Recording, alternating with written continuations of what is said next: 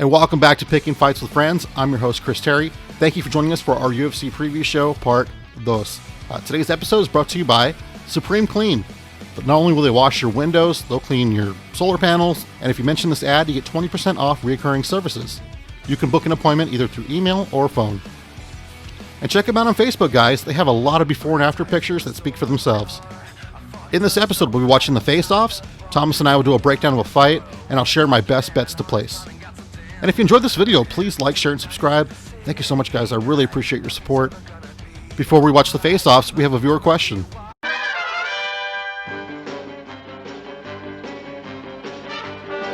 Billy wants to know, what's your take on the potential of Bones Brock over Bones Stipe?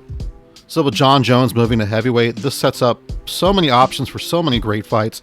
I think once Jones packs on some muscle, he's going to do very, very well in that division. His wrestling's always been good. His striking's always been spot on. And there's a lot of killers in that division too. You know, a lot of interesting matches to make. Some of the matches they've been talking about are him versus Brock Lesnar. I'd watch that one. Brock's contract is up with the WWE, and he did not re-sign. So as of right now, Brock Lesnar is a free agent, and on the WWE website, they pulled down his merchandise. And the rumor is that Jon Jones will get a title shot at the winner of Stipe versus Ngannou. I believe that Ngannou is going to win this rematch, and we're going to see Jon Jones versus Francis Ngannou, which is fucking insane. To me, that's a bigger fight than him versus Brock Lesnar. I'm excited either way. The heavyweight division just got a whole lot more interesting. And thank you for your question, Billy. I appreciate it. Okay, before we get to the face-offs, I just want to bring this up real quick. Everybody made weight, except there was a fight cancellation and then a fight added. So remember earlier in the week, I was talking about Sahara Eubanks, how she has a hard time making weight. Actually, her opponent this time had some complications cutting weight, and that fight was canceled, but they brought in OSP versus Alonzo Menafield. That fight was supposed to happen a couple weeks ago. It's going to happen tomorrow. I'd like to take his face off.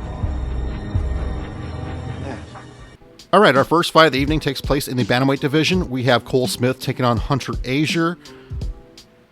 This one looks pretty good, man. I'm going to go with Azure by decision. I think that's pretty safe. I think it's a safe bet there.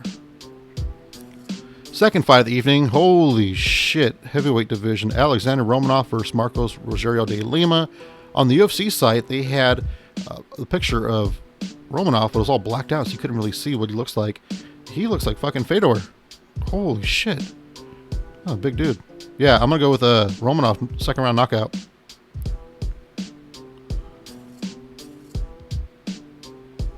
That's going to be a really, really good fight. I'm excited to see that one.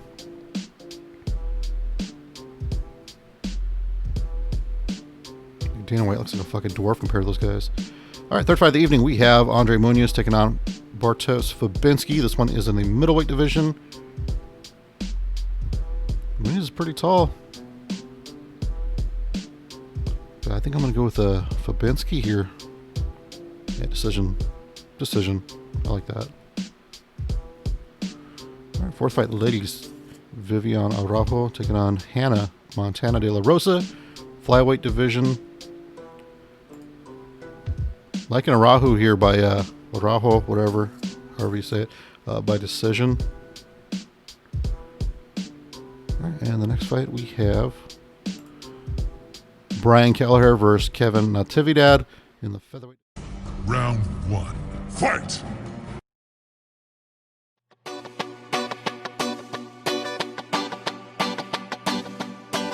Ja Rastafari Wagwan. Welcome to another edition of The Casual Corner with Thomas Bresnay. Bro! I don't know who that guy was, but his Jamaican accent is terrible and offensive. And they should cancel that guy. But luckily I'm here. Hello again. We're here to break down the Brian Kelleher fight. Let's get into it.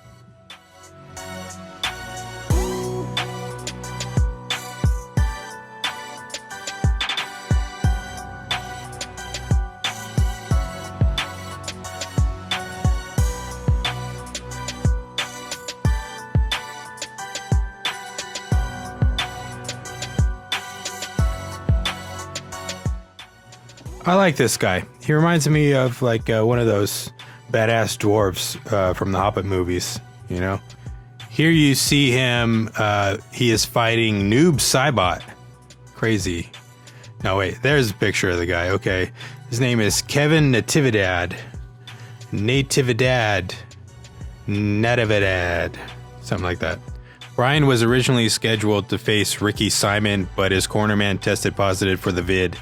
So not only is he taking this short notice fight against Bryan Kelleher, he is making his UFC debut.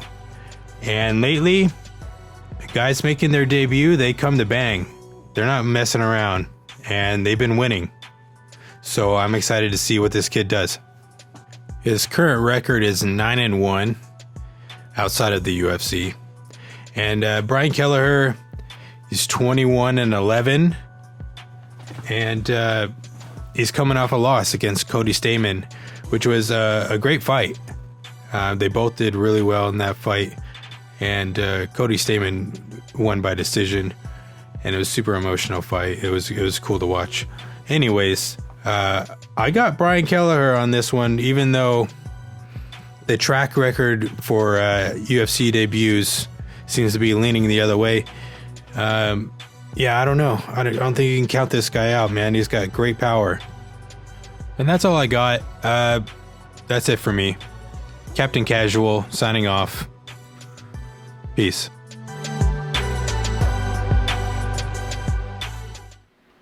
And thanks for your breakdown, Thomas. I'm glad no Jamaicans were injured during the making of your segment.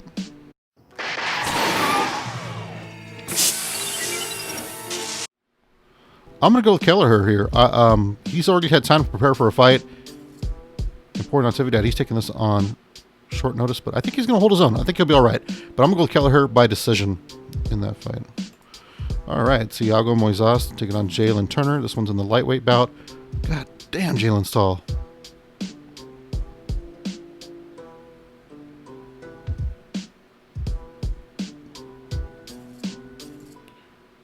If he uses those long legs, man, get a fucking body triangle on that guy.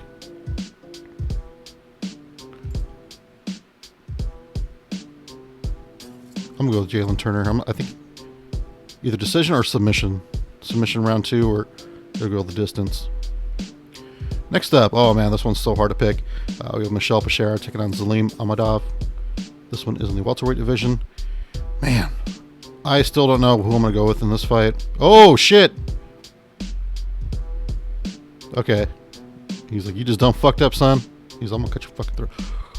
I'm gonna go back for a second. That one is super interesting. Remember I told you, I was like, all week I'm gonna go back and forth with it. I still don't know who the hell I'm gonna pick. Oh, dude, that just got really, really interesting. I'm just gonna flip a coin.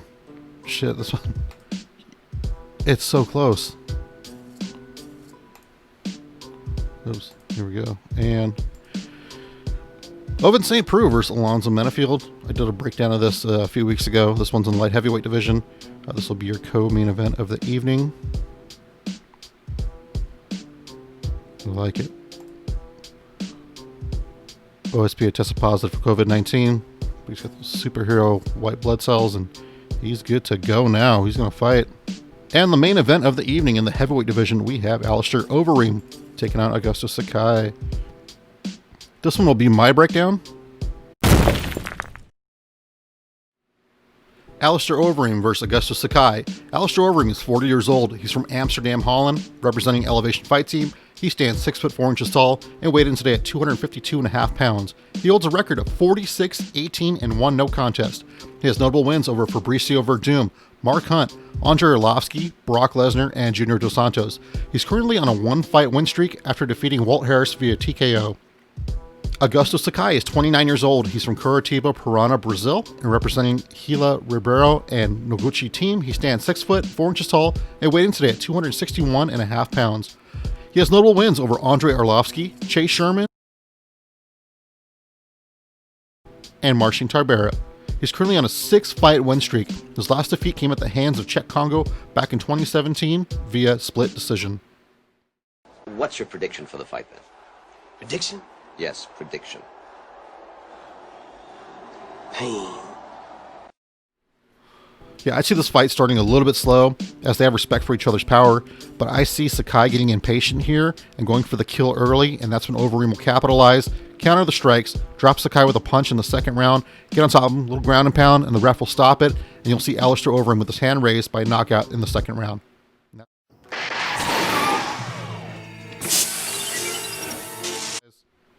A lot of good matchups on this card, guys. Remember, the prelims start at 3 p.m. and the main card starts at 6 p.m. Don't miss it. It's going to be good.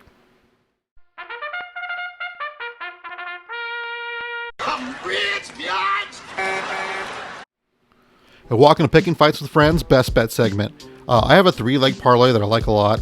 I'm going to go with Azure, Fabinski, and Kelleher here. I like this bet due to the fact that Fabinski and Kelleher are more experienced than their opponents.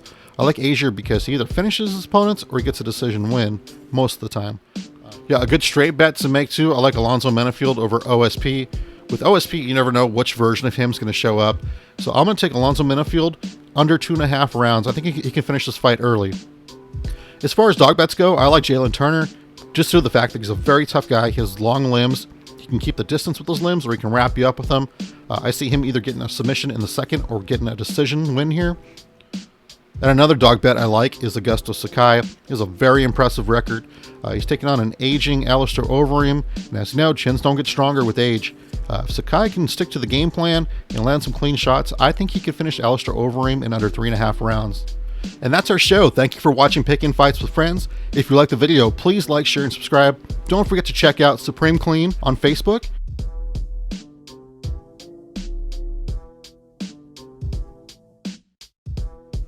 I'll talk to you guys later. Enjoy the fights tomorrow. Bye.